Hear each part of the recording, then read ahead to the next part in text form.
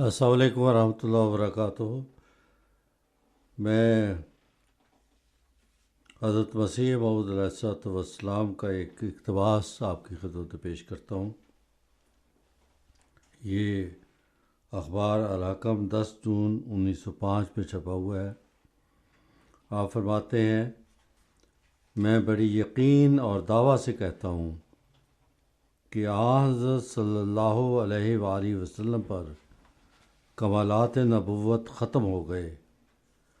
وہ شخص جھوٹا اور مفتری ہے جو آپ کے خلاف کسی سلسلہ کو قائم کرتا ہے اور آپ کی نبوت سے الگ ہو کر کوئی صداقت پیش کرتا ہے اور چشمہ نبوت کو چھوڑتا ہے۔ میں کھول کر کہتا ہوں کہ وہ شخص لعنتی ہے جو حضرت صلی اللہ علیہ وسلم کے بعد سوا آپ کے بعد کسی اور کو نبی یقین کرتا ہے اور آپ کی ختم نبوت کو توڑتا ہے۔ یہی وجہ ہے کہ کوئی ایسا نبی حضرت صلی اللہ علیہ وسلم کے بعد نہیں آ سکتا جس کے پاس مہر نبوت محمدی نہ ہو۔ ہمارے مخالف الرائے مسلمانوں نے یہی غلطی کھائی ہے کہ وہ ختم نبوت کو توڑ کر اسرائیلی نبی کو آسمان سے اتارتے ہیں،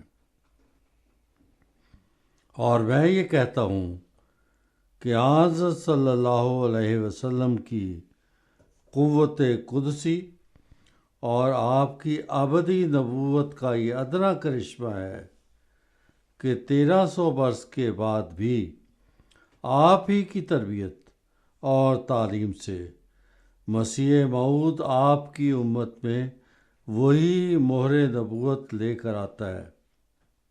اگر یہ عقیدہ کفر ہے تو میں اس کفر کو عزیز رکھتا ہوں، لیکن یہ لوگ جن کی عقلیں تاریک ہو گئی ہیں، جن کو نور نبوت سے حصہ نہیں دیا گیا، اس کو سمجھ نہیں سکتے اور اس کو کفر قرار دیتے ہیں، حالانکہ یہ وہ بات ہے جس سے حضرت صلی اللہ علیہ وآلہ وسلم کا کمال اور آپ کی زندگی کا ثبوت ہوتا ہے۔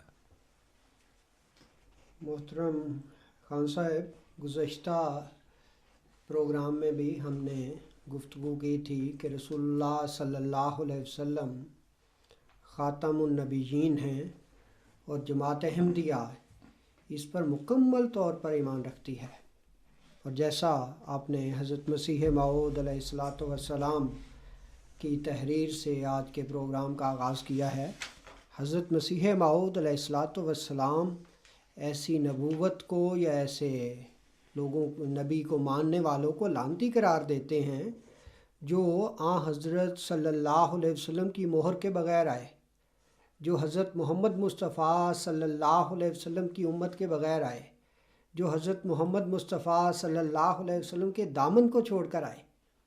لیکن وہ شخص جو کہتا ہے کہ مجھے جو کچھ ملا وہ حضرت محمد مصطفیٰ صلی اللہ علیہ وسلم ہی کی برکت ہے، میرا جو کچھ بھی ہے وہ اصل میں حضرت محمد مصطفیٰ صلی اللہ علیہ وسلم کے کمالات ہیں، حضرت محمد مصطفیٰ صلی اللہ علیہ وسلم کے معجزات ہیں۔ ان معجزوں میں سے ایک معجزہ میں ہوں جو بے شمار ہیں، ان میں سے ایک حقیر امتی کے طور پر میں آیا ہوں اسلام کی خدمت کے لیے۔ تو اگر جماعت احمدیہ کے عقائد کو دیکھا جائے تو جماعت احمدیہ کے عقائد ہو بہو وہ ہیں جو صحابہ رضوان اللہ علیہم کے عقائد تھے، ہو بہو وہ ہیں جو اولیاء کرام کے عقائد تھے۔ 6 صدی کے مجدد حضرت محی الدین ابن عربی گزرے ہیں، وہ بھی بالکل اسی طرح بات کرتے ہیں۔ آپ کہتے ہیں وہ بہت بڑے نبوت بزرگ تھے، ان کے متعلق ایک پاکستانی اخبار میں پچھلے دنوں ایک آرٹیکل شائع ہوا ہے جس میں انہوں نے لکھا ہے کہ انہوں نے اپنی کتب کے اندر اپنے زمانے میں، اس زمانے میں آج کے زمانے میں جو کچھ ہو رہا ہے اس کے متعلق پیشگوئیاں کی ہوئی ہیں اور ولی وہ اللہ تھے۔ پیشگوئیاں بالکل درست ثابت ہوئی ہیں. بہت ولی اللہ اور بزرگ انسان تھے، اور جیسا آپ نے فرمایا تھا وہ اپنی صدی کے مجدد بھی تھے. اللہ تعالیٰ کے ساتھ ان کا پیار کا، محبت کا تعلق تھا. خدا تعالیٰ نے ان کو غیب کی خبریں بھی دی تھی. خدا تعالیٰ ان سے کلام کرتا تھا، اور صاحب الہام و کشف بزرگ تھے جیسا کہ آپ نے بتایا ہے. اور جماعت احمدیہ تو ابھی 100 سال پہلے قائم ہوئی ہے، لیکن دیکھیں حضرت محی الدین ابن عربی اسی خاتم النبیین کی کیا تشریح فرماتے ہیں. آپ فتوحات مکیہ جلد 2 میں صفحہ 3 جو کہ مصر سے شائع ہوئی ہے، اس میں بیان فرماتے ہیں کہ وہ نبوت جو آن حضرت صلی اللہ علیہ وسلم کے وجود پر ختم ہوئی وہ صرف تشریعی نبوت ہے، یعنی شرعی نبوت جو شریعت لے کر آتے ہیں، وہ صرف تشریعی نبوت ہے. پس آن حضرت صلی اللہ علیہ وسلم کی شریعت کو منسوخ کرنے والی کوئی شریعت نہیں آ سکتی، اور نہ اس میں کوئی حکم بڑھا سکتی ہے. اور یہ معنی ہے آن حضرت صلی اللہ علیہ وسلم کے اس قول کے کہ رسالت اور نبوت منقطع ہو گئی اور میرے بعد کوئی رسول یا نبی نہیں آئے گا. یہ وہ اس حدیث کی بھی وضاحت کر رہی ہے جو لا نبی آبادی کی حدیث پیش کی امام صاحب جاتی یہ ہے. بھی اعتراض کیا جاتا ہے ہمارے دوستوں کی طرف سے کہ نبی جو ہوتا ہے وہ تو شریعت لے کے آتا ہے. تو کہتے ہیں کہ حضرت مرزا صاحب نے اگر نبوت کا دعویٰ کیا ہے تو شریعت کہاں پہ ہے؟ کون سی شریعت وہ لے کے آیا ہے؟ محترم خان صاحب، یہ کم علمی کا نتیجہ ہے. دیکھیں رسول اللہ صلی اللہ علیہ وسلم نے فرمایا کہ 1,24,000 انبیاء خدا تعالیٰ نے مبعوث فرمائے. تو کیا سب کے سب انبیاء جو ہیں وہ اپنے ساتھ شریعت لے کر آئے تھے؟ کیا 1,24,000 شریعتیں اتر چکی ہیں؟ حضرت اسماعیل علیہ السلام کس شریعت کو لے کر آئے تھے؟ حضرت یعقوب علیہ السلام کس شریعت کو لے کر آئے تھے؟ حضرت یوسف علیہ السلام پر کون سی شریعت اتری تھی؟ تو یہ سب کی سب جو تھے وہ اپنے سے پہلے شرعی نبی کے تابع ہو کر آئے تھے، اسی شریعت کو چلانے کے لیے آئے تھے. لیکن سب سے بڑھ کر جو نبی آئے، نبیوں کے سردار، وہ ہمارے پیارے آقا حضرت محمد مصطفیٰ صلی اللہ تو علیہ اس کا مطلب ہے کہ حضرت عیسیٰ علیہ السلام بھی کوئی شریعت لے کر تو نہیں آئے تھے. حضرت عیسیٰ علیہ السلام کوئی شریعت لے کر نہیں آئے، بلکہ وہ تو خود کہتے ہیں کہ میں موسیٰ کے احکامات کو آگے چلانے کے لیے آیا ہوں. اناجیل جو بیان کی جاتی ہیں یہ ان کے کچھ الہامات ضرور ہیں، کچھ کشوف ضرور ہیں جن کا بیان اناجیل میں کچھ حد تک ہمیں ملتا ہے. گو کہ اناجیل بھی جو ہیں یہ حضرت عیسیٰ علیہ السلام کے لمبا عرصہ بعد لکھی گئی 300 ہیں، سال کے بعد اکٹھی ہوئی ہیں. لیکن یہ کوئی شرعی کتاب نہیں ہے. شریعت تو تورات تھی نا. تورات تھی جس کو چلانے کے لیے حضرت عیسیٰ علیہ السلام آئے تھے، اور اسی شریعت کے تابع حضرت عیسیٰ علیہ السلام چلتے رہے. جی امام صاحب، نبوت کی 3 اقسام ہوتی ہیں، تو میں ان تینوں کا یہاں مختصر ذکر کر دیتا ہوں. اول تشریعی نبوت، یعنی ایسی نبوت جس کے ساتھ کسی نئی شریعت کا نزول ہو، جیسا کہ مثلا حضرت موسیٰ علیہ السلام یا ہمارے آن حضرت صلی اللہ علیہ وسلم کی نبوت تھی. ایسی نبوت بعض اوقات حقیقی نبوت کے نام سے یاد کی جاتی ہے، اور یہ نام اسے اس لیے دیا گیا ہے کہ نبوت کے ہر سلسلے کا آغاز تشریعی نبوت سے ہی ہوتا ہے، اور باقی دونوں قسم کی نبوتیں اس کے پیچھے آتی ہیں. بس اگر غور کیا جائے تو دراصل تشریعی نبوت ہی حقیقی نبوت کا نام پانے کی مستحق ہے. دوسرے غیر تشریعی مستقل نبوت، یعنی ایسی نبوت جس کے ساتھ کوئی نئی شریعت تو نہیں ہوتی، مگر ویسے وہ ایک مستقل نبوت ہوتی ہے جو براہ راست خدا کی طرف سے ملتی ہے، اور اس میں کسی سابقہ نبی کی فیض رسانی کا دخل نہیں ہوتا، جیسا کہ مثلا حضرت داؤد علیہ السلام اور حضرت عیسیٰ علیہ السلام کی نبوت تھی. ہاں، ان کو نبوتیں ملی ہیں تو ان کو حضرت موسیٰ علیہ السلام کی شاگردی کی وجہ سے نبوت نہیں ملی. دیکھیں کتنا پیارا، کتنا بڑا مقام ہے رسول اللہ صلی اللہ علیہ وسلم کا. یہ جو تیسری نبوت کی قسم بیان کرنے جا رہے ہیں، اس میں وہ بیان ہوتا ہے وہ مقام جو ہمارے آقا حضرت محمد مصطفیٰ صلی اللہ علیہ وسلم کا مقام تھا. جی بالکل. یہ جو ابھی ذکر ہوا حضرت عیسیٰ علیہ السلام، اور حضرت داؤد علیہ السلام یہ موسوی شریعت کے خادم تو بے شک تھے، مگر ان کی نبوت میں حضرت موسیٰ علیہ السلام کی فیض رسانی کا کوئی دخل نہیں تھا، ٹھیک ہے، بالکل، بلکہ انہوں نے براہ راست مستقل حیثیت میں نبوت کا انعام پایا تھا۔ یہ نبوت مستقل نبوت کے نام سے موسوم ہوتی ہے، کیونکہ مستقل سے مراد ایسی چیز ہے جو کسی دوسری چیز کے سہارے کے بغیر خود اپنی ذات میں قائم ہو۔ اب تیسری اور آخری جو قسم ہے وہ غیر تشریعی ذیلی نبوت، جو کسی سابقہ نبی کی اتباع میں اور اس سے نور پا کر اور اس کے اندر فنا ہو کر ذیلی صورت میں ملتی ہے۔ ذیل سائے کو کہتے ہیں، جیسا کہ حضرت مسیح موعود علیہ السلام بانی سلسلہ احمدیہ کی نبوت تھی، جو آپ علیہ السلام نے حضرت صلی اللہ علیہ وسلم کی شاگردی میں حاصل کی۔ یہ نبوت ذیلی نبوت کہلاتی ہے، اور ایسا نبی اگر ایک جہت سے نبی کہلاتا ہے تو دوسری جہت سے وہ امتی بھی کہلاتا ہے۔ سبحان اللہ، سبحان اللہ۔ دیکھیں ہمارے پیارے یعنی آقا، یہ نبی جو ہے اس کی امت سے آئے گا، یہ اس کی امت اس سے لیے آئے امتی گا۔ نبی کہلایا ہے۔ یہ حدیث میں بھی تو دیکھیں نا، یہی الفاظ ہیں، وَإِمَامُكُم مِّنكُم، تمہارا امام تم میں سے ہوگا، اور مسلم میں فَأَمَّكُم مِّنكُم کے الفاظ ہیں کہ تم میں سے تمہاری امامت کروانے والا آئے گا۔ تو یہ شان صرف اور صرف ہمارے پیارے آقا حضرت محمد مصطفیٰ صلی اللہ علیہ وسلم کو ملی، کہ پہلے تو براہ راست انبیاء آیا کرتے تھے، پہلے تو وہ اپنا فیض خود لیا کرتے تھے، کسی نبی کے تابع ہو کر نہیں، لیکن محمد مصطفیٰ صلی اللہ علیہ وسلم جو نبیوں کے سردار ہو کر آئے، جو نبیوں کے باپ بن کر آئے، اب کوئی نبوت نہیں جس پر حضرت محمد مصطفیٰ صلی اللہ علیہ وسلم کی اگر مہر نہ لگی ہو۔ اگر محمد مصطفیٰ صلی اللہ علیہ وسلم تصدیق فرماتے ہیں تو پھر ہزاروں نبوتیں بھی آ جائیں ہمیں قبول ہیں، لیکن اگر حضرت محمد مصطفیٰ صلی اللہ علیہ وسلم کی تصدیق سے کوئی باہر نکلتا ہے، حضرت محمد مصطفیٰ صلی اللہ علیہ وسلم کی خاتمیت کی جو مہر ہے، خاتم کے معنی ہی مہر کے ہوتے ہیں، رسول کریم صلی اللہ علیہ وسلم نے جو انگوٹھی بنوائی تھی اس کو بھی خاتم کے لفظ سے اس عربی میں خاتم کا لفظ بولا جاتا ہے، اور وہ مہر لگانے کے لیے حضور نے بنوائی تھی۔ تو اس کا اصل مطلب ہی یہ تھا کہ وہ نبی جو ہے وہ تصدیق کرنے والا ہوگا دوسرے انبیاء کی، وہ نبی جو ہے وہ نبی تراش ہوگا کہ جو اس کا عکس لے لے گا وہ نبوت تک کے درجے کو پا جائے گا۔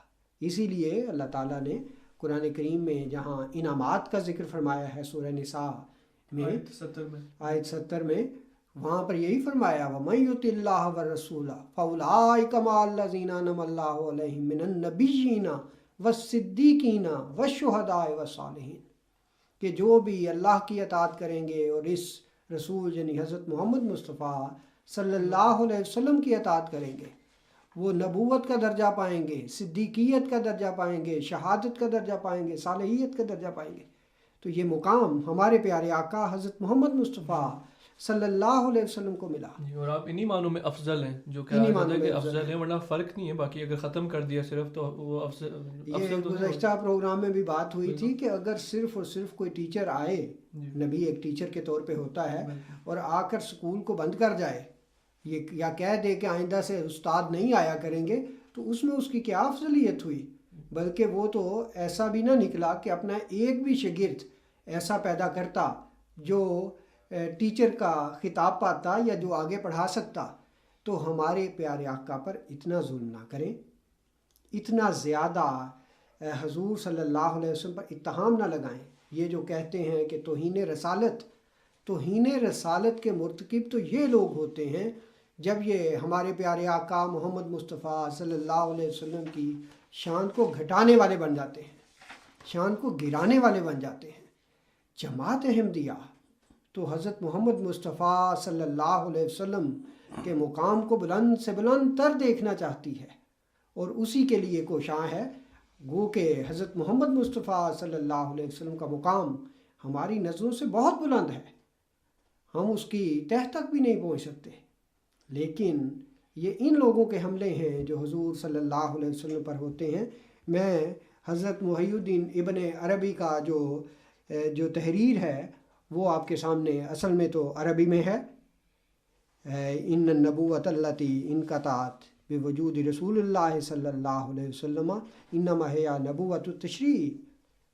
تو یہ لیکن میں اس کا ترجمہ پیش کر دیتا ہوں، یہ لمبی تحریر ہے کہ وہ نبوت جو آن حضرت صلی اللہ علیہ وسلم کے وجود پر ختم ہوئی وہ صرف تشریعی نبوت ہے، پس آن حضرت صلی اللہ علیہ وسلم کی شریعت کو منسوخ کرنے والی کوئی شریعت نہیں آ سکتی اور نہ اس میں کوئی حکم بڑھا سکتی ہے، اور یہ معنی ہیں آن حضرت صلی اللہ علیہ وسلم کے اس قول کے کہ رسالت اور نبوت منقطع ہو گئی اور میرے بعد کوئی رسول یا نبی نہیں آئے گا، یعنی میرے بعد کوئی ایسا نبی نہیں جو میری شریعت کے خلاف کسی اور شریعت پر ہو۔ ہاں، اس کے بعد وہ کہتے ہیں ہاں اس صورت میں نبی آ سکتا ہے جو میری شریعت کے حکم کے ماتحت آئے، اور میرے بعد کوئی رسول نہیں، یعنی میرے بعد دنیا کے کسی انسان کی طرف کوئی ایسا رسول نہیں آ سکتا جو شریعت لے کر آئے اور لوگوں کو اپنی شریعت کی طرف بلانے والا ہو، پس یہ وہ قسم نبوت ہے جو بند ہوئی اور اس کا دروازہ بند کر دیا گیا، ورنہ مقام نبوت بند نہیں۔ فتوحات مکیہ جلد 2 صفحہ 3۔ یہ مصر سے شائع ہوئی ہے، اور اس میں واضح طور پر بڑی وضاحت کے ساتھ حضرت محی الدین ابن عربی نے اس آیت کی جو آیت خاتم النبیین ہے اس کی وضاحت فرما دی کہ ما کان محمد ابا احد من رجالکم ولکن رسول اللہ و خاتم النبیین وکان اللہ بکل شیء علیما، کہ محمد مصطفیٰ صلی اللہ علیہ وسلم ہاں تم مردوں میں سے کسی کے باپ نہیں، نرینہ اولاد نہیں ہے، لیکن یاد رکھو ولیکن رسول اللہ ہے، وہ اللہ کے رسول ہیں، و خاتم النبیین اور نبیوں کی مہر ہیں، یعنی آپ صلی اللہ علیہ وسلم۔ دیکھیں دشمن یہ سمجھتا تھا اور رسول اللہ صلی اللہ علیہ وسلم کو نعوذ باللہ ابتر کہتا تھا کہ آپ کی نرینہ اولاد نہیں ہے، تو اس کا مطلب یہ ہے کہ اب جب آپ فوت ہو جائیں گے تو آپ کے بعد آپ کا مشن ختم ہو جائے گا، اسلام ختم ہو جائے گا، اور یہی الزام انہوں نے لگایا، جس کا جواب سورہ کوثر میں خدا تعالیٰ دے رہا ہے کہ انا اعطیناک الکوثر فصلی لربک وانحر ان شانئک ھو الابتر، کہ دیکھو یہ تو تجھے ابتر کہتے ہیں، ہم کہتے ہیں کہ ہم تجھے خیر کثیر عطا کریں گے، تجھے مقام کوثر عطا کریں گے، تجھے ایسے مقام تک پہنچا دیں گے کہ تیرے وجود سے آگے انبیاء کی طرح کے لوگ پیدا ہو جائیں، اور تیرا دشمن جو ہے وہ ناکام رہے گا اور وہ ابتر رہے گا۔ اور جو لوگ موسم خان سے جو لوگ یہ کرتے ہیں اعتراض اور کہتے ہیں کہ نعوذ باللہ رسول اللہ صلی اللہ علیہ وسلم اس طرح آخری ہو کر آئے کہ آپ کی پیروی سے، آپ کی اطاعت سے بھی کوئی یہ انعام حاصل نہیں کر سکتا، وہ نعوذ باللہ حضور صلی اللہ علیہ وسلم کو ابتر کا درجہ دینے والے ہیں کہ نہ آپ کی جسمانی اولاد کوئی ہوئی اور نہ ہی روحانی اولاد ہوئی۔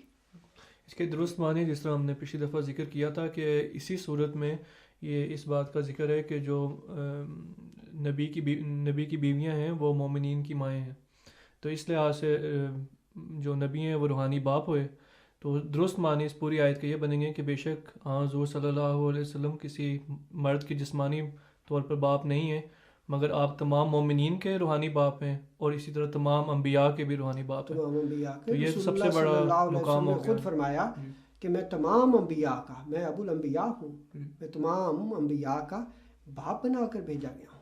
تو اس لحاظ سے ہمارے پیارے آقا حضرت محمد مصطفیٰ صلی اللہ علیہ وسلم کی شان بہت بلند ہے، جہاں تک یہ اس کے مقابل پہ ایک حدیث پیش کی جاتی ہے عام طور پہ، اور کہا جاتا ہے کہ حدیث میں رسول اللہ صلی اللہ علیہ وسلم نے فرمایا کہ لا نبی بعدی، کہ میرے بعد کوئی نبی نہیں، تو اس لیے رسول اللہ صلی اللہ علیہ وسلم گویا کہ آخری نبی ہیں، اور آپ صلی اللہ علیہ وسلم کے بعد کوئی نبی نہیں۔ دیکھیں جہاں تک تعلق ہے آخری نبی، ہم رسول اللہ صلی اللہ علیہ وسلم کو ایسا آخری نبی مانتے ہیں جو صاحب شریعت ہے، جیسا کہ شروع میں بیان ہو چکا۔ لیکن ہم ساتھ ہی یہ کہتے ہیں کہ حضور صلی اللہ علیہ وسلم نبی تراش ہیں. آپ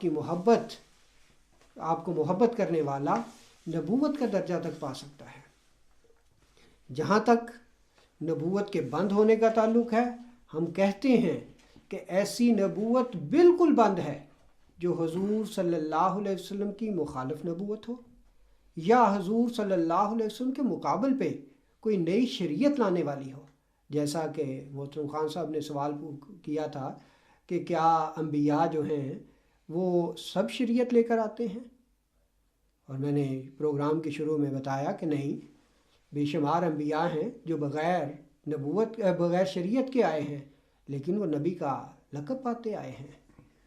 اسی طرح اس طرح کی نبوت بند ہے جو شریعت لے کر آئے. ہاں، حضرت محمد مصطفیٰ صلی اللہ علیہ وسلم کی اطاعت میں آپ صلی اللہ علیہ وسلم کے دین کو پھیلانے کے لیے آپ کے سائے کے طور پر، آپ کے ذل کے طور پر نبوت آ سکتی ہے. لیکن امام صاحب یہ بھی تو حدیث میں ہے نا کہ میری مسجد آخری مسجد ہے، اب اس کے بعد اور کوئی مسجد نہیں. اس کا کیا تشریح ہوگی؟ حضور صلی اللہ علیہ وسلم نے یہ فرمایا کہ مسجدی آخر المساجد. اسی حدیث کا دوسرا حصہ یہ آتا ہے، لا نبی آبادی کے بعد یہ والا دوسرا ذکر آتا ہے، حضور نے خود ہی تشریح وہ مسجدی آخر المساجد کے، اور میری مسجد جو ہے وہ آخری مسجد ہے. یعنی اسی کی تشریح حضور نے دوسرے حصے میں کر دی کہ اس لا نبی آبادی کا مطلب یہ ہے. اگر اس کو پوری طرح اگر دیکھا جائے تو یہ حدیث کس موقع کی ہے، کس وقت رسول کریم صلی اللہ علیہ وسلم نے یہ بیان فرمایا. بات یہ ہے کہ رسول اللہ صلی اللہ علیہ وسلم اس پہ بھی غور کریں کہ آن کی مسجد کے بعد پھر کوئی مسجد بنی نہیں. یہ اتنی لاکھوں ہزاروں کروڑوں مسجدیں بن رہی ہیں اور بنی ہیں. اصل مطلب بنی ہے وہ تو بننی نہیں چاہیے تھی اگر یہی معنی ہوتا لا نبی آبادی. تو اس کا تشریح بہت واضح ہے کہ اگر تو یہ مانیں کہ اس کے بعد کوئی بھی مسجد نہیں بنی، تب تو یہ کہہ سکتے ہیں کہ ان کے بعد کوئی نبی نہیں آ سکتا. مگر اگر اس طرز پہ مساجد بنی ہیں اور ابھی بھی بن رہی ہیں تو اس کا یقیناً یہ مطلب ہے کہ حضور کے بعد انہی کے اطاعت میں یقیناً کوئی نبی آ سکتا ہے. بالکل ٹھیک ہے. بات یہ ہے کہ رسول اللہ صلی اللہ علیہ وسلم ایک غزوے پہ جانے لگے اور اس موقع پر حضرت علی رضی اللہ کو اپنا قائم مقام وہاں پر بنایا کہ دیکھو میں ایک غزوے کے لیے جا رہا ہوں، آپ میرے قائم مقام یہاں پہ ہوں گے، بعد میں لوگوں کا خیال رکھیں، عورتوں کا، بچوں کا، سب کا خیال آپ نے رکھنا ہے.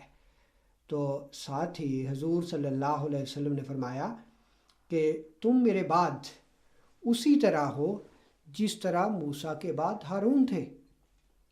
اب جب حضرت موسیٰ علیہ السلام طور پہاڑ پر گئے ہیں تو حضرت ہارون کو ان پر نگران مقرر کر کے گئے ہیں، اور حضرت ہارون حضرت موسیٰ علیہ السلام کے ہوتے ہوئے نبی تھے، نبوت خدا تعالیٰ کی طرف سے پا چکے تھے. اب حضرت علی رضی اللہ کے ذہن میں یہ بات آ سکتی تھی کہ حضور صلی اللہ علیہ وسلم نے مجھے مثال دی ہے کہ تم میرے بعد اسی طرح ہو جیسے موسیٰ کے بعد ہارون تھا. تو ہو سکتا ہے کہ ان کے ذہن میں آتا کہ میں بھی نبی ہوں جس طرح کہ حضرت ہارون نبی تھے. رسول اللہ صلی اللہ علیہ وسلم جو بہت فصیح و بلیغ تھے، جو عقل کی انتہا کو پہنچے ہوئے تھے، حضور نے اسی وقت اس بات کو محسوس کرتے ہوئے اس بات کی وضاحت کر دی. حضور نے فرمایا تو میرے بعد ویسے ہی ہے جیسے موسیٰ کے بعد ہارون تھے، لیکن تو نبی نہیں، میرے بعد کوئی نبی نہیں، لا نبی آبادی. یعنی جب میری غیر موجودگی میں، جب میں یہاں سے ہوں گا، غائب ہوں گا، جاؤں گا غزوے کے لیے، تو نبی نہ بن بیٹھنا، یہ نہ سمجھنا کہ میں نبی ہوں. فرمایا کہ جب میں غیر حاضر ہوں میرے بعد کوئی نبی نہیں. امام صاحب اس کے معنی زمانے کے لحاظ سے بھی کیے جا سکتے ہیں کہ اگر بعد کا لفظ ایکسیپٹ کے معنوں میں لیں جو کہ سوائے ہے، یہ بھی عربی زبان کا ایک اصول ہے، تو اس کے یہ مطلب بنتے ہیں کہ اس وقت میرے سوائے کوئی نبی نہیں، اس وقت میرے سوا کوئی ہے. بالکل آپ نے درست بات کی. دیکھیں قرآن کریم نے اس بات کو بیان فرمایا ہے. چنانچہ سورت الجاسیہ کی آیت نمبر 7 میں اللہ تعالیٰ فرماتا ہے تِلْکَ آیات اللہ نتلوہا علیک بالحق فَبِأَيِّ حَدِیثٍ بَعْدَ اللَّهِ وَآیَاتِهِ یُؤْمِنُونَ، کہ یہ وہ آیات ہیں اللہ تعالیٰ کی جسے ہم نے حق کے ساتھ تجھ پر پڑھا ہے. فَبِأَيِّ حَدِیثٍ بَعْدَ اللَّهِ، بالکل بعد کا لفظ یوز کیا ہے کہ کیا اس ان آیات کو بعد یا ان آیات کے سوائے اللہ تعالیٰ کو چھوڑ کر بالکل وہ کس بات پر ایمان لاتے ہیں. بات یہ ہے کہ بعد اللہ کا بعد کیا ہوا؟ کیا اللہ کے بعد کوئی اور اللہ بھی ہے؟ اس لیے اس کے معنی سوائے اس کے کوئی اور نہیں کیے جا سکتے کہ اللہ کے سوا. تو حضور صلی اللہ علیہ وسلم کی بھی اگر اسی موقع پہ اس بات کو سمجھنا ہو تو بہترین معنی یہی ہیں کہ میرے سوا اس وقت کوئی نبی نہیں. بڑا واضح ہے، غلط فہمی کو دور کر دیا، غلط فہمی کو دور کر دیا. حضرت ہارون اور حضرت موسیٰ بھی ساتھ ہی تھے مگر وہ نبی تھے، ہم دونوں بھی ساتھ ہیں اسی طرح مگر آپ نبی نہیں ہیں، مگر اس وقت آپ نبی نہیں ہیں. نبی نہیں. اسی طرح اسی لفظ کو بعد کے لفظ کو اللہ تعالیٰ نے اسی سورت الجاسیہ کی آیت نمبر 24 میں بھی بیان فرمایا فَمَن يَهْدِيهِ مِن بَعْدِ اللَّهِ أَفَلَا تَذَكَّرُونَ، کہ اللہ کو چھوڑ کر کہ اللہ کے سوا کون ہدایت دے سکتا ہے. افلا تذکرون، کیا وہ نصیحت حاصل نہیں کرتے؟ اور یہ ویسے بھی نسخہ ہے ہمارا پروگرام سننے والوں کے لیے بہترین کہ دیکھیں ہدایت جو ہے وہ خدا تعالیٰ سے آیا کرتی ہے. ہدایت تقاریر سننے سے، ہدایت دلائل سننے سے، علماء کے خطابات سننے سے ہدایتیں نہیں آیا کرتی. ابو جہل ابو الحکم تھا، یعنی حکمت کا باپ کہلاتا تھا، سمجھدار تھا، لیکن اسے ہدایت نہیں ملی تو ابو جہل بن گیا. اس لیے بعض دفعہ بعض یہ بھی اعتراض کرتے ہیں کہ دیکھیں جی اتنے عربی دان ہیں یا اتنے بڑے بڑے علماء ہیں، ان کو کیوں سمجھ نہیں آئی کہ حضرت مرزا غلام احمد صاحب ایک امتی نبی بن کے آئے ہیں یا حضرت مسیح موعود بن کے آئے ہیں اور رسول اللہ صلی اللہ علیہ وسلم کی نیابت میں آئے ہیں. اس کا جواب بہت واضح ہے کہ دیکھیں ابو الحکم ابو جہل بن سکتا ہے اور وہ غلام بلال سیدنا بلال بن سکتا ہے صرف اور صرف خدا تعالیٰ سے ہدایت آنے کی وجہ سے. اسی لیے خدا تعالیٰ نے جہاں سورت فاتحہ میں ہمیں روزانہ دعا پڑھنے کے بارے میں تلقین کی کہ دیکھو بار بار اس سورت کو پڑھو، اس میں ہمیں سکھایا اہدنا الصراط المستقیم، ہمیں تو سیدھے راستے کی ہدایت دے. یہ نہیں کہ علم دے یا ہمیں علم سکھا یا ہمیں دلائل سکھا، نہیں، اہدنا الصراط المستقیم، تو ہمیں سیدھے راستے کی ہدایت دے. صراط الذین انعمت علیہم، ان لوگوں کے راستے کی جن پر تو نے انعام کیا. اور پھر انعام کی تشریح خدا تعالیٰ دوسری جگہ فرما رہا ہے قرآن کریم میں، وہی بات کہ ہمارے بھائی کہتے ہیں کہ صدیق ہو سکتا ہے، شہید ہو سکتا ہے، صالح بھی ہو سکتا ہے، نبی نہیں ہو سکتا. یعنی اللہ تعالیٰ نے 3 انعام تو آپ کے لیے کر دیے، نبوت کا انعام اللہ تعالیٰ نے اپنے پاس رکھ لیا کہ یہ نہیں ہو سکتا. تو یہ کیسے ہو سکتا ہے قرآن کریم نعمتوں کا ذکر کر رہا ہو اور باقی نعمتیں آپ کو دے اس کے نتیجے میں اور ایک نعمت کو اڈرا کر دے؟ وہ تو اللہ کا کلام ہے اور قیامت تک درست کلام ہے، جاری رہنے والا ہے. اور جو نعمتوں کا اس سے خدا تعالیٰ نے وعدہ کیا ہے وہ تو دے گا ہی دے گا اور قیامت تک دیتا چلا جائے گا. موزم خان صاحب، ہم ایسی بدبختی کا کیا کریں کہ اپنے اوپر خود ہی خدا تعالیٰ کی نعمتوں کے دروازے بند کر لیں. ایک طرف ہم روزانہ یہ دعا مانگتے ہیں کہ اہدنا الصراط المستقیم صراط الذین انعمت علیہم، کہ اے خدا ہمیں تو ایسے لوگوں کی والی ہدایت دے جن پر تو نے انعام کیا. اور انعام کا ذکر جیسا کہ میں نے کہا کہ خدا تعالیٰ نے خود کر دیا کہ وہ نبوت ہے، صدیقیت ہے، شہادت ہے، صالحیت ہے. دوسری جگہ پھر ہم جب آخر میں نماز میں پہنچتے ہیں تو درود شریف پڑھتے ہیں، اور درود شریف پڑھتے ہوئے بھی کہتے ہیں کہ اے اللہ تو محمد مصطفیٰ صلی اللہ علیہ وسلم پر اور آپ کی آل پر وہ رحمتیں اور برکتیں نازل کر جو تو نے حضرت ابراہیم علیہ السلام پر اور ان کی آل پر کی تھیں۔ اور وہ برکتیں اور رحمتیں کیا ہیں کہ حضرت ابراہیم علیہ السلام کو ابو الانبیاء کا خطاب ملا۔ آپ کو آپ کی اولاد میں پے در پے انبیاء پیدا ہوئے ہیں، ایک کے بعد دوسرا نبی آیا ہے۔ خدا تعالیٰ نے جتنا اس لحاظ سے حضرت ابراہیم علیہ السلام کو نوازا ہے کسی اور نبی کو نہیں نوازا۔ ہم یہ دعا کرتے ہیں کہ خدایا ہم پر تو انعام نازل کر، وہ رحمتیں اور برکتیں نازل کر جو تو نے حضرت ابراہیم علیہ السلام اور ان کی آل پر کی تھیں، اور دوسری طرف ہم اپنا دروازہ گھر کا بند کر کے بیٹھ جائیں۔ ایک طرف ہم دعا مانگتے رہیں اور دوسری طرف دروازہ گھر کا یا دل کا بند کر لیں کہ خدایا نا نا نا نا ایسا ہم پہ انعام نہ کرنا۔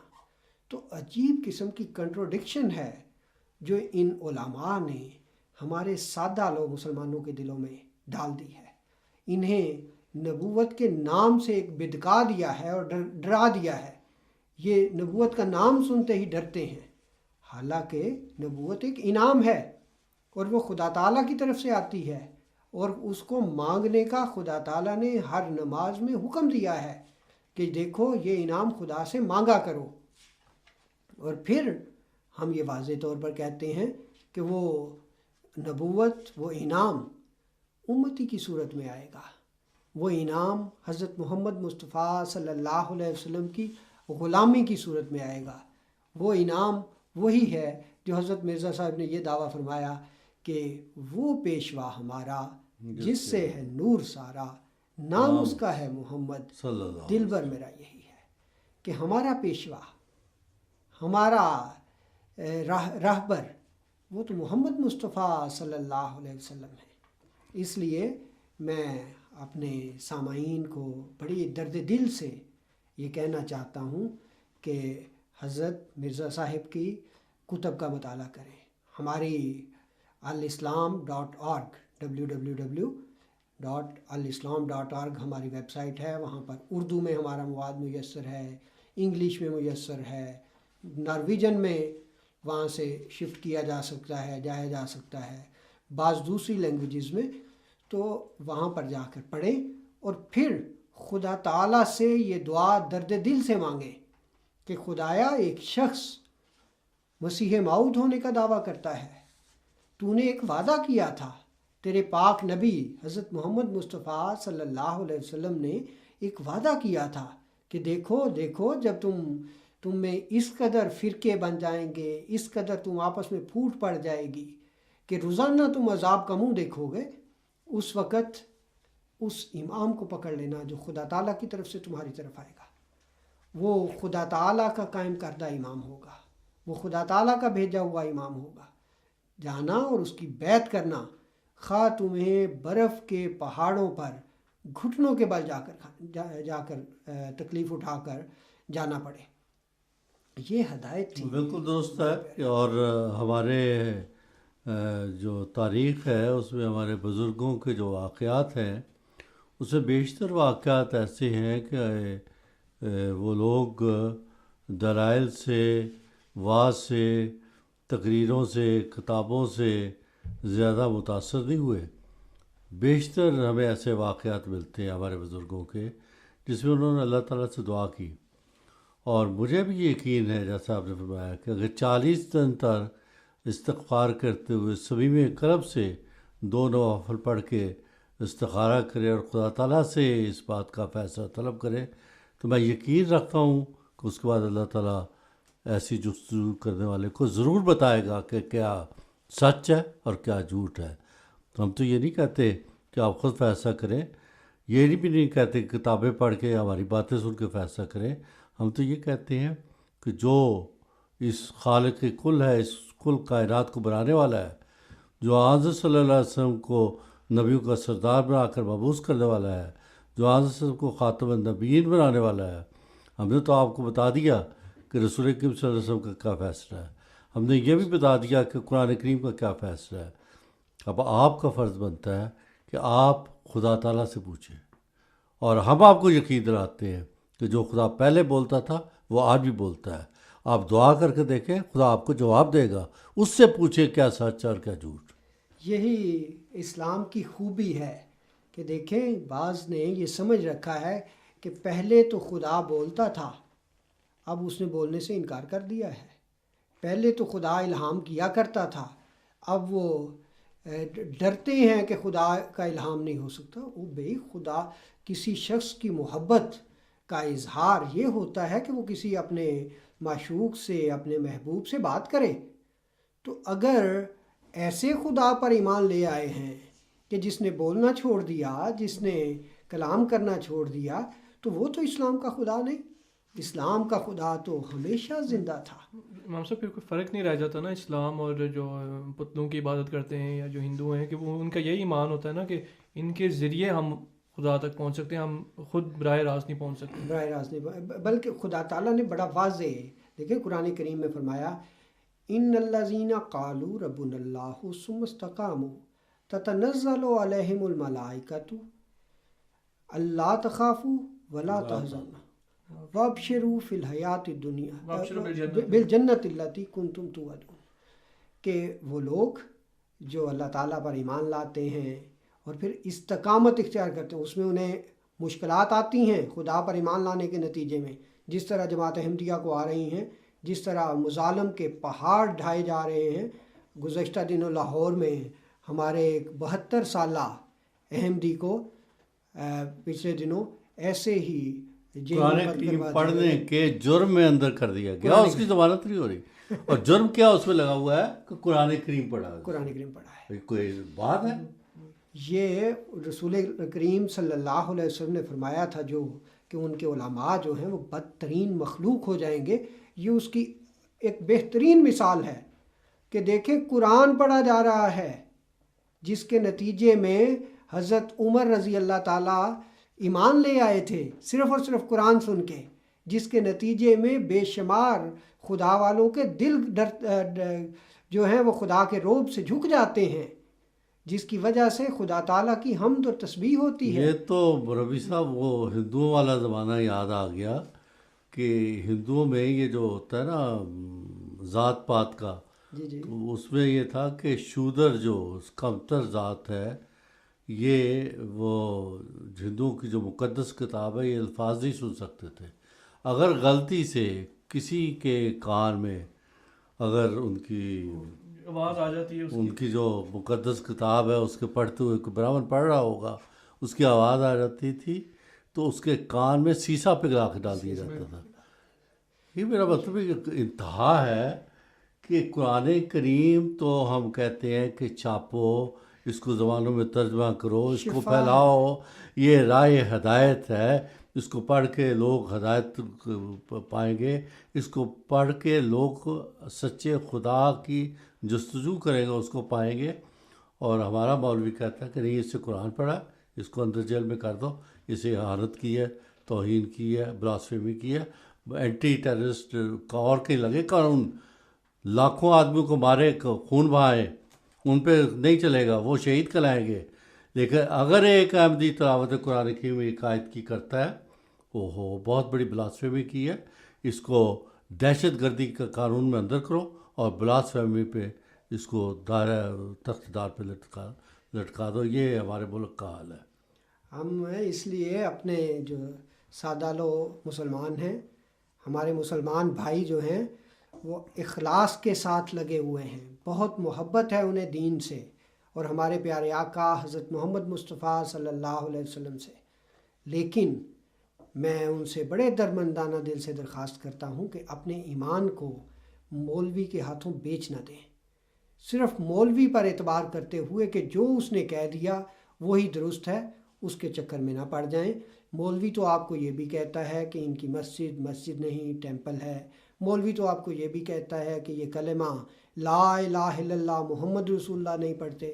مولوی تو اور بے شمار الزامات لگاتا ہے جو بالکل جھوٹے ہیں کہ انہوں نے جنت دوزخ بنا لی فلاں کام. یہ سب کے سب جھوٹے ہیں اور ہم آپ سے بار بار یہ درخواست کرتے ہیں. ہمارے جو بھائی ہیں امام صاحب وہ سارے معصوم ہیں اور ان کو کسی بات کی سمجھ نہیں، عقل نہیں بعض اوقات، اور یہ مولا حضرات ہیں یہ کوشش کرتے ہیں کہ ان کو غلط رستوں پہ چلائے، ورنہ میجورٹی جو ہے عوام کی وہ معصوم ہے اور نیک ہے اور شریف لوگ ہیں۔ اب دیکھیں جہاں تک جماعت احمدیہ کا تعلق ہے، ہم جہاں تمام انسانیت کے لیے یہ دعا کرتے ہیں کہ اللہ تعالیٰ ان کو امن عطا فرمائے، وہاں ہم مسلمانوں کے لیے تب بھی اپنی نمازوں میں رو رو کر دعا کرتے ہیں۔ آپ کل کا خطبہ سن لیں حضرت خلیفۃ المسیح خامس کا، حضور نے جماعت کو خصوصی طور پہ تحریک فرمائی ہے کہ اس وقت اسلامی ممالک میں جو بے چینی اور بدامنی پھیلی ہوئی ہے اس کے لیے دعا کریں۔ مارنے والا بھی مسلمان ہے، مرنے والا بھی مسلمان ہے۔ سیریا کے لیے حضور نے خاص تحریک کی ہے، دعا کی، لیبیا کے لیے تحریک کی ہے، دعا کی، مصر کے لیے دعا کی کہ یہ ہمارے مسلمان بھائی ہیں، ان کے لیے ہمارا فرض بنتا ہے کہ ہم اللہ تعالیٰ کا حضور دعا کریں کہ خدا تعالیٰ ان کو ہدایت دے، یہ ایک دوسرے کا جو گلا کاٹ رہے ہیں یہ اس سے باز آئیں۔ اس کے ساتھ مسلمانوں کو کیا فائدہ ہوگا جب مسلمان ہی مسلمان کو مار رہا ہے؟ یہی پاکستان میں ہو رہا ہے۔ تو حضور تو ہمیں، ہمارے پیارے خلیفہ جو ہیں وہ بار بار یہ تلقین کرتے ہیں کہ ایک احمدی کا فرض ہے کہ امن عالم کے لیے بھی دعا کرے اور اپنے مسلمان بھائیوں کے لیے جو معصوم ہے، جن کا کوئی قصور نہیں، ان کے لیے بھی دعا کرے کہ خدا تعالیٰ ان کو بھی حفاظت کرے اور ان کو عقل اور ہدایت بھی نصیب کرے۔ تو ہم تو وہی دین رکھتے ہیں، ہمارا وہی دین ہے جو حضرت محمد مصطفیٰ صلی اللہ علیہ وسلم خاتم الانبیاء خاتم النبیین، دو جہانوں کے سردار اور سب نبیوں کے سردار ہمارے پیارے آقا محمد مصطفیٰ صلی اللہ علیہ وسلم کا تھا، اور ہمارا تو اسی نور پر ہم فدا ہیں۔ چنانچہ حضرت مسیح موعود علیہ الصلوۃ والسلام اپنے بعض اشعار میں جو اردو میں ہیں اور عربی میں ہیں فرماتے ہیں، وہ پیشوا ہمارا جس سے ہے نور سارا، نام اس کا ہے محمد، دلبر میرا یہی ہے، اس نور پر فدا ہوں، اس کا ہی میں ہوا ہوں، وہ ہے میں چیز کیا ہوں، بس فیصلہ یہی ہے۔ اللہم صلی علی محمد وعلی آل محمد مبارک وسلم انکا حمید مجید۔ پھر حضور فرماتے ہیں، دل برا مجھ کو قسم ہے تیری یکتائی کی، آپ کو تیری محبت میں بھلایا ہم نے، تیری الفت سے ہے معمور میرا ہر ذرہ، اپنے سینہ میں یہ ایک شہر بسایا ہم نے، کہ محمد مصطفیٰ صلی اللہ علیہ وسلم کی محبت میں ہی میرا ہر ذرہ جو ہے وہ قربان ہے، اور آپ صلی اللہ علیہ وسلم کی محبت میں ہی معمور ہے۔ پھر فارسی کے کلام میں فرمایا، بعد از بعشق خدا، بعد از خدا بعشق محمد مخمرم، گر کفری بود بخدا سخت کافرم، کہ دیکھو میں خدا تعالیٰ کے عشق کے بعد محمد مصطفیٰ صلی اللہ علیہ وسلم کے عشق میں مخمور ہوں، یعنی مجھے کسی اور کا عشق نہیں، صرف اور صرف اگر عشق ہے تو محمد مصطفیٰ صلی اللہ علیہ وسلم سے ہے، اور اگر تم اس کو کفر خیال کرتے ہو، اگر تم سمجھتے ہو کہ محمد مصطفیٰ صلی اللہ علیہ وسلم کے ساتھ عشق کرنا کفر ہے، تو خدا کی قسم میں سب سے بڑا کافر ہوں۔ پھر مجھے جتنا مرضی کفر کے فتوے لگاتے چلے جاؤ، پھر میں سب سے بڑا کافر قرار دینے کے مستحق ہوں۔ پھر آپ اپنے عربی کلام میں فرماتے ہیں، سادخل من عشقی بروزت قبرہی ومات عالم حاضر سریا تارک الہدا، کہ میں اپنے بے پناہ عشق کی برکت سے روحانی طور پر روزہ رسول میں داخل کیا جاؤں گا، مگر اے ہدایت کے دشمن تجھے اس راز کی کوئی خبر نہیں۔ یہ وہ ہے عشق جس کا مقام پاتے ہوئے وہ حدیث پوری ہوتی ہے کہ جو رسول اللہ صلی اللہ علیہ وسلم نے فرمایا کہ وہ میرے ساتھ ہوا یدفن مائے یا فی قبری، کہ میرے ساتھ میری قبر میں وہ دفن کیا جائے گا۔ یہ بظاہر بعض علماء خیال کرتے ہیں کہ نعوذ باللہ ہم جو مسیحیت کا دعویٰ کرنے والا ہوگا اسے ساری زندگی تو مانیں گے نہیں، کیونکہ اس سے ہم ڈیمانڈ یہ کریں گے کہ پہلے فوت ہو کے تو نعوذ باللہ حضرت محمد مصطفیٰ صلی اللہ علیہ وسلم کی قبر میں دفن ہو کے دکھا. اور بعض کہتے بھی ہیں کہ وہاں پر کوئی قبر کی جگہ خالی ہے. اول تو یہ جھوٹ ہے کہ وہاں پر کوئی قبر کی جگہ خالی ہے.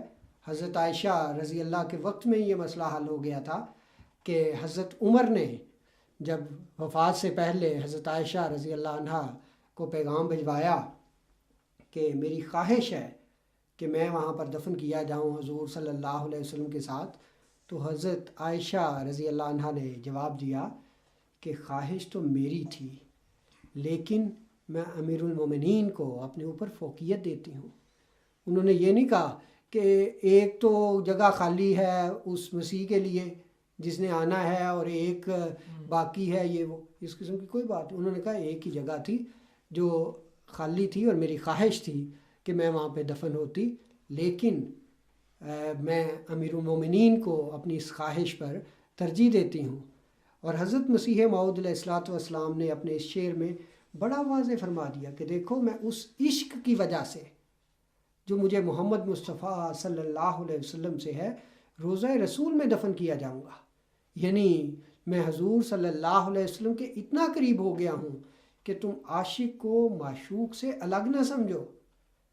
جو حقیقی عشق ہوتا ہے اس میں یہی ہوتا ہے کہ معشوق جو ہے اس کے رنگ میں عاشق رنگین ہو جاتا ہے اور اسی کی چال ڈھال اختیار کرنے کی کوشش کرتا ہے.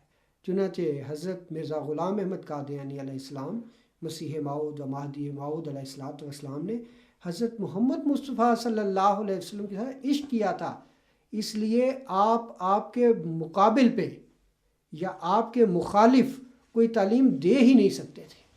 آپ بعین ہی وہ چیز لے کے آئے، آپ نے بعین ہی وہ لباس پہنا جو آپ کو حضرت محمد مصطفیٰ صلی اللہ علیہ وسلم نے پہنایا.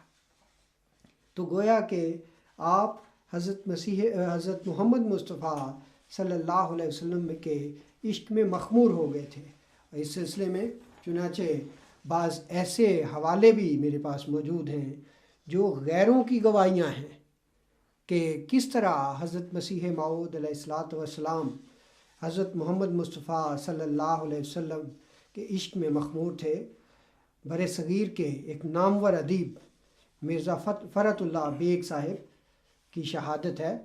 وہ لکھتے ہیں کہ ان کے چچا مرزا عنایت اللہ بیگ نے انہیں ایک بار یہ تاکید کی کہ جب میں حضرت مرزا غلام احمد صاحب سے ملنے جاؤں تو ان کی آنکھوں کو غور سے دیکھ کر آؤں.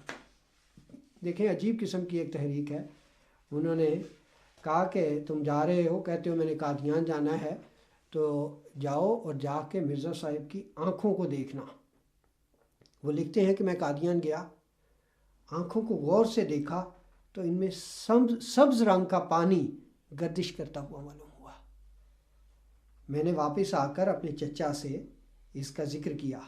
یہ جو مرزا فرت اللہ بیگ صاحب تھے وہ کہتے ہیں کہ میں نے اپنے چچا مرزا عنایت اللہ بیگ صاحب سے اس کا ذکر کیا. تو انہوں نے کہا فرت دیکھو اس شخص کو برا کبھی نہ کہنا، فقیر ہے اور یہ رسول کریم صلی اللہ علیہ وسلم کے عاشق ہیں. وہ لکھتے ہیں کہ میں نے چچا سے پوچھا کہ آپ نے یہ کیسے جانا، آپ کو کیسے پتہ چلا؟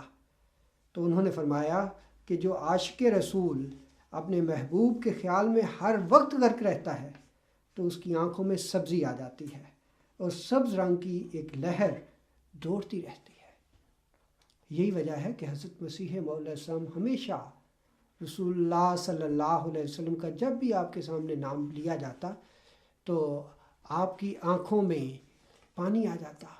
آپ کو حضور صلی اللہ علیہ وسلم کی یاد جو ہے وہ اتنا ستاتی کہ آپ غمگین ہو جاتے. اور آپ حضرت حسان بن ثابت کے اس شعر کا بھی ذکر کرتے ہوئے فرماتے ہیں جس میں حضرت حسان بن ثابت نے کہا تھا کہ شعر کے معنی اس قسم کے کنت السواد فامیت علیک الناظر فمن شاء بعدک فلیمت فعلیک کنت حاضر، کہ اے محمد صلی اللہ علیہ وسلم تو میری آنکھ کی پتلی تھا، آپ کے فوت ہو جانے سے میری آنکھیں اندھی ہو گئیں، نابینا ہو گیا میں۔ اب اب آپ صلی اللہ علیہ وسلم کی موت کے بعد جس کو بھی موت آئے، عیسیٰ مرے یا موسیٰ فوت ہوں یا کوئی بھی وفات پا جائے، مجھے کسی کی کوئی پرواہ نہیں، کیونکہ آپ ہی کی وجہ سے میں دیکھتا تھا، آپ ہی نظر سے، آپ ہی کی محبت کی وجہ سے میں جیتا تھا، تو مجھے تو آپ ہی سے محبت تھی، آپ ہی سے عشق تھا۔ تو حضرت مسیح موعود علیہ السلام ایک دفعہ یہ شعر گنگناتے جاتے اور ساتھ ساتھ آپ کی آنکھوں سے آنسو روا تھے۔ یہ تھی حضرت مسیح موعود علیہ السلام کی محبت حضرت محمد مصطفیٰ صلی اللہ علیہ وسلم کے ساتھ۔ اس کے علاوہ بھی بے شمار ہمارے پاس ایسے حوالہ جات موجود ہیں جس میں حضرت مسیح موعود علیہ السلام کا عشق کا ذکر آج ملتا ہے۔ کا موضوع کیونکہ ختم نبوت ہے، تو حضرت مسیح موعود علیہ السلام اس کے بارے میں کیا فرماتے ہیں؟ فرماتے ہیں کہ مجھ پر اور میری جماعت پر جو یہ الزام لگایا جاتا ہے کہ ہم رسول اللہ صلی اللہ علیہ وسلم کو خاتم النبیین نہیں مانتے، یہ ہم پر افتراء عظیم ہے۔ ہم جس قوت، یقین، معرفت اور بصیرت سے حضرت صلی اللہ علیہ وسلم کو خاتم الانبیاء یقین کرتے ہیں، اس کا لاکھواں حصہ بھی دوسرے لوگ نہیں مانتے، اور ان کا ایسا ظرف بھی نہیں ہے۔ وہ اس حقیقت اور راز کو جو خاتم الانبیاء کی ختم نبوت میں ہے سمجھتے ہی نہیں ہیں۔ انہوں نے صرف باپ دادا سے ایک لفظ سنا ہوا ہے، مگر اس کی حقیقت سے بے خبر ہیں، اور نہیں جانتے کہ ختم نبوت کیا ہوتا ہے اور اس پر ایمان لانے کا مفہوم کیا ہے۔ مگر ہم بصیرت تام سے، جس کو اللہ تعالیٰ بہتر جانتا ہے، حضرت صلی اللہ علیہ وسلم کو خاتم الانبیاء یقین کرتے ہیں، اور خدا تعالیٰ نے ہم پر ختم نبوت کی حقیقت کو ایسے طور پر کھول دیا ہے کہ اس عرفان کے شربت سے جو ہمیں پلایا گیا ہے ایک خاص لذت پاتے ہیں جس کا اندازہ کوئی نہیں کر سکتا بجز ان لوگوں کے جو اس چشمے سے سیراب ہوں۔ ملفوظات جلد اول صفحہ 342۔ بس آج ہم یہاں پر اوسلو میں نشر ہونے والے ایک ریڈیو پروگرام جو اردو میں نشر ہوتا ہے اور بار بار وہ حضرت بانی سلسلہ حضرت مسیح موعود علیہ السلام کی ذات پر الزامات لگاتے ہیں اور گندے بہتانات لگاتے ہیں، ہم ان کو پہلے بھی بار بار دعوت دے چکے ہیں اور اب پھر درخواست کرتے ہیں کہ دیکھیں مہذب قومیں جو ہیں وہ آپس میں بات کر لیا کرتی ہیں۔ ہم چاہتے ہیں کہ جو الزامات آپ نے ہمارے بانی احمدیت حضرت مرزا غلام احمد قادیانی علیہ السلام پر لگائے ہیں، وہ ہم تو سمجھتے ہیں کہ وہ جھوٹے ہیں، اور ہم ان کا جواب دینا چاہتے ہیں، اور ہم آپ سے درخواست کرتے ہیں کہ آپ ہمیں اپنے ریڈیو اسٹیشن پر ٹائم دیں، ہم اس کا مکمل جواب دیں گے اور بتائیں گے کہ دیکھیں آپ کو سراسر ورگلایا جا رہا ہے ان علماء کی طرف سے، ان کی طرف سے ایک نفرت پھیلائی جا رہی ہے، اور نفرت پھیلانا کوئی اچھی بات نہیں۔ ہم محبت پھیلانے والے ہیں اور محبت ہی چاہتے ہیں۔ اس معاشرے میں، جس معاشرے میں ہم رہ رہے ہیں، ہمیں محبت کو فروغ دینا چاہیے، آپس میں مل جل کر رہنا چاہیے، نہ یہ کہ آپس میں نفرتیں پھیلائیں، کدورتیں پھیلائیں اور دوسروں کے بزرگوں پر الزامات لگائیں۔ اس لیے ہم قطعاً اس کے حق میں نہیں ہیں اور نہیں چاہتے کہ اس طرح آپ ہمارے بزرگوں پر الزامات لگائیں۔ یہ ہمارا جماعت احمدیہ کا تو ہمیشہ سے یہی وتیرہ ہے کہ کسی کے بزرگوں پر الزامات نہیں لگایا کرتی۔ ہم اچھی زبان استعمال کرنے والے لوگ ہیں اور اچھی زبان ہی کی توقع رکھتے ہیں، اور چاہتے ہیں کہ ناروے کے معاشرے میں بھی محبت پھیلے، ہمدردی پھیلے، ہم ایک دوسرے کو قریب لانے والے بنیں۔ اسی لیے ہم یہ پروگرام کرتے ہیں کہ ہم ایک دوسرے کے قریب آ جائیں، اکٹھے ہو جائیں، اور اسی کے لیے ہم بار بار دعوت دیتے ہیں، اور ہم آپ سے دوبارہ درخواست کرتے ہیں کہ ہمیں موقع دیں۔ ہم ان اعتراضات کا، ان الزامات کا جواب دینا چاہتے ہیں جو بعض نفرت پھیلانے والوں کی طرف سے آپ کے ریڈیو پر لگائے گئے ہیں۔ ہم آپ کو برا نہیں کہتے، ہم سمجھتے ہیں کہ آپ میں بھی بے شمار سادہ لوگ موجود ہیں جنہیں حقیقت حال کا پتہ نہیں. ہم کہتے ہیں کہ وہ فتنہ پھیلانے والے لوگ جو ہیں ان سے بچیں جو نفرتیں پھیلا رہے ہیں، جنہوں نے ہمیں پاکستان میں بھی ایک دوسرے سے دور کر دیا تھا، اور اب ان کی زبان جو ہے وہ لمبی ہو کر یہاں تک پہنچ گئی ہے اور یہاں پر انہوں نے نفرتیں پھیلانے کا کام شروع کر دیا ہے. ایسی نفرتیں ناروے کا ملک پسند نہیں کرتا، اس لیے ہم اسلام بھی نہیں سکھاتا. اسلام بھی یہ بات نہیں سکھاتا. اس لیے ہم بار بار یہی کہتے ہیں کہ ہمیں موقع دیں، ہم ان اعتراضات کا، ان الزامات کا جواب دیں گے. ہمارے ساتھ اگر کانٹیکٹ کرنا ہو تو ہمارا فون نمبر ہے 92 22 36 23 9222 3623 92 22 36 23. اس پر ہم سے رابطہ کیا جا سکتا ہے. ہمارے نزدیک کسی کو گالیاں دینا یا کسی پر گندے الزامات لگانا یہ معاشرے میں رہنے کا طریق نہیں ہوا کرتا. ہمارے پیارے آقا حضرت محمد مصطفیٰ صلی اللہ علیہ وسلم جس معاشرے میں رہتے تھے وہاں پہ مشرکین بھی تھے، وہاں پہ عیسائی بھی تھے، وہاں پر یہودی بھی تھے.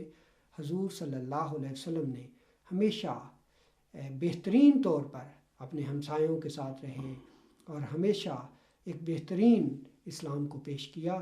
اگر آپ اسی اسلام کو مانتے ہیں، اگر آپ حضرت محمد مصطفیٰ صلی اللہ علیہ وسلم پر ایمان لاتے ہیں تو پھر سیکھیں کہ ہم نے حضرت محمد مصطفیٰ صلی اللہ علیہ وسلم کے نقش قدم کو اپنانا ہے، اسی پر چلنا ہے. جزاک اللہ امام صاحب. اب پروگرام کے آخر میں محترم خان صاحب سے درخواست ہے کہ آج کے موضوع کی مناسبت سے حضرت مسیح موعود علیہ السلام کا ایک اقتباس پیش کریں.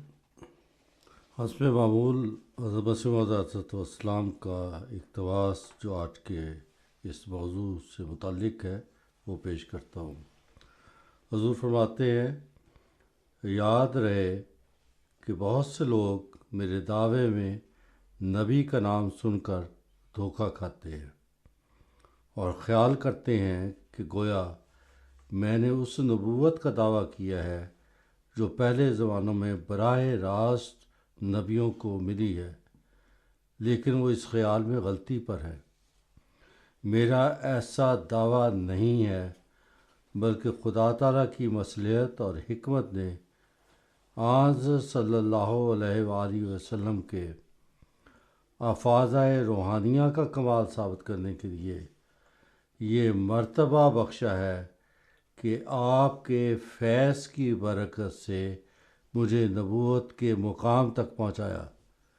اس لیے میں صرف نبی نہیں کہلا سکتا، بلکہ ایک پہلو سے نبی اور ایک پہلو سے امتی، اور میری نبوت حضرت صلی اللہ علیہ وآلہ وسلم کی ذل ہے، نہ کہ اصلی نبوت. اسی وجہ سے حدیث اور میرے الہام میں جیسا کہ میرا نام نبی رکھا گیا ایسا ہی میرا نام امتی بھی رکھا گیا ہے، تا معلوم ہو کہ ہر ایک کمال مجھ کو حضرت صلی اللہ علیہ وآلہ وسلم کی اتباع اور آپ کے ذریعہ سے ملا ہے. حقیقت الوحی روحانی خزائل جلد 22 صفحہ 154. اللہم صلی علی محمد وعلی آل محمد کما صلیت علی ابراہیم وعلی آل ابراہیم انک حمید مجید.